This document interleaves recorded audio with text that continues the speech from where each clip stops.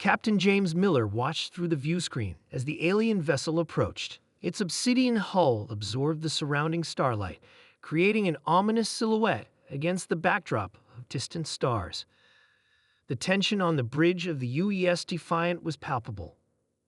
"They're hailing us, Captain," Lieutenant Anna Reed reported, her fingers dancing across the communications console. On screen, Miller ordered, straightening his uniform.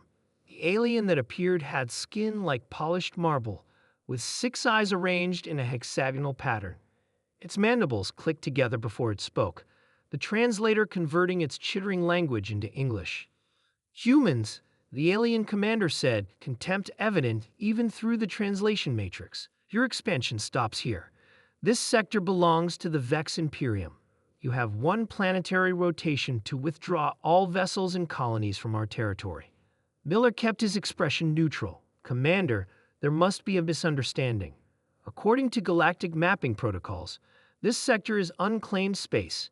We've established peaceful settlements here for over 3 years without incident. Your primitive understanding of spatial boundaries is irrelevant." The alien sneered. "The Imperium has claimed this sector for generations. Your continued presence is an act of war."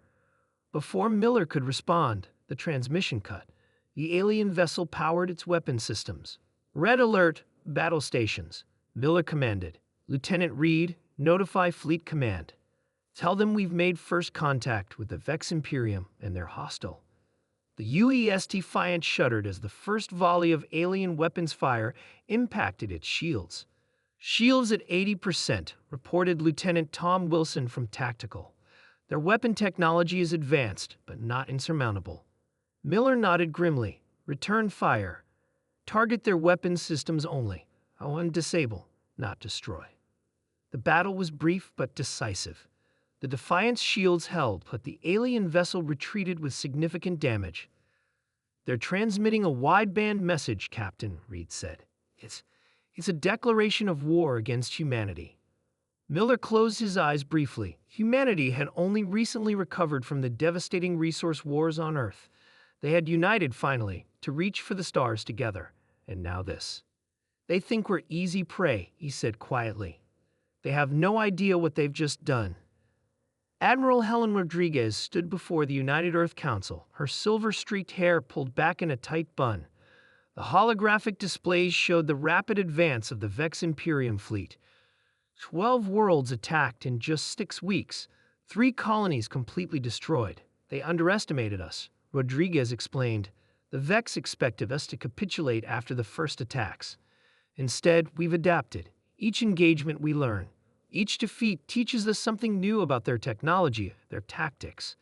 Counselor Jackson leaned forward. "But the casualties, Admiral, nearly 30,000 dead." "I know the cost," Rodriguez replied, her voice tight with emotion. "Each loss is unacceptable, but the Vex don't understand what they've awakened.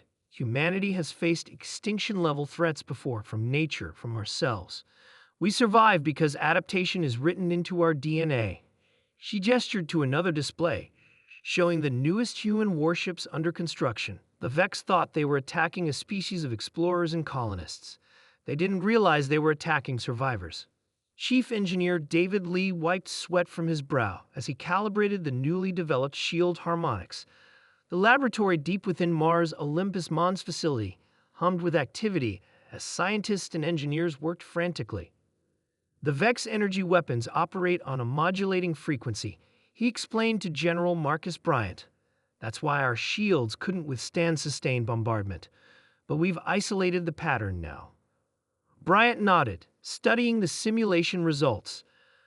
"How quickly can this be implemented fleet-wide?" "We've developed a retrofitting protocol. Every ship can be upgraded within 2 weeks." Lee paused. "There's more, sir. We've also identified vulnerabilities in their hull design. Their ships are built for intimidation, not efficiency."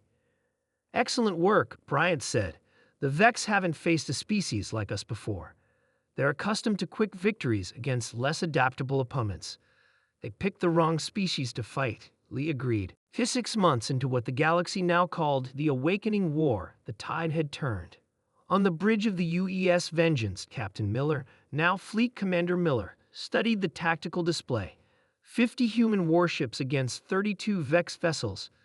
The Imperium fleet is maintaining position at the edge of the Proxima system, reported Commander Wilson. Miller nodded. They're waiting for reinforcements that aren't coming. Their Sirius contingent encountered our 7th Fleet yesterday. For the first time in their documented history, the Vex Imperium had been forced to fight a defensive war. Their hierarchical command structure proved inflexible against humanity's decentralized battle tactics. Their technological advantage had eroded as humans rapidly adapted and innovated. "Open a channel," Miller ordered. The Vex Supreme Commander appeared on screen, its posture noticeably less arrogant than their first encounter.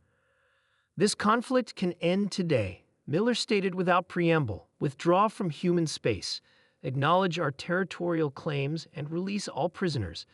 In return, we'll cease offensive operations." "You speak as if you've won," the Vex Commander hissed. Miller allowed himself a small smile. "No, I speak as someone who recognizes that neither of us can afford to continue. The difference is that humans understand the concept of a Pyrrhic victory. Do you?" After a tense silence, the Vex Commander lowered its head slightly. "We will consider your terms." As the transmission ended, Lieutenant Reed turned to Miller. "Do you think they'll agree?" "They don't have a choice," Miller replied. "The Vex built their empire through quick subjugation of technologically inferior species. They assumed we were the same." He looked out at the stars beyond the view screen. "They didn't realize that humanity's greatest weapon isn't our technology or our numbers. It's our history. We've been fighting against nature, against each other, against extinction itself, since we first walked upright." Miller's expression hardened. The Vex made a critical error. They attacked a species that has never learned how to surrender. The stars seemed to shimmer in agreement. Humanity had been tested once again, and once again, they had proven why they belonged among the stars.